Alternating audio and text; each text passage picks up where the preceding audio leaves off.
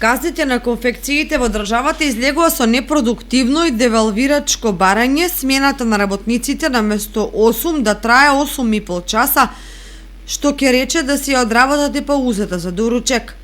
Барањето предизвика шок кај конфекционерските работници, бидејќи со дополнителниот половина час ќе се зголеми експлоатацијата на нивниот труд, која и без тоа одамна ги има поминато сите граници. Вработени во кочански конфекции кои не сакаат да зборуваат пред камера од страв да не останат без работа, револтирано коментираат дека нивните газди забораваат дека ги тераат да работат во недели и на празници, дека доскоро одработуваа и по 2 смени во едно денонокие, дека нормите се рапидно зголемени, дека има случаи од работниците да се бара К-15 да го вратат,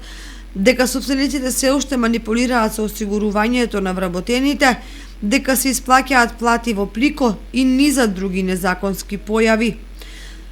Покрај ова, конфекционерите бараат и субвенционирање на извозот, иако повеќето од нив работат лон систем.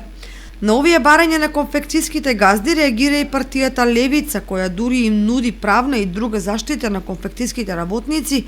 во остварување на нивните работнички права. А заканите на газдите за привремено затворање на фабриките со цел да извлечат државни пари представува невидена уцена, чија превисока сметка повторно треба да ја платат текстилните работници и нивните семејства.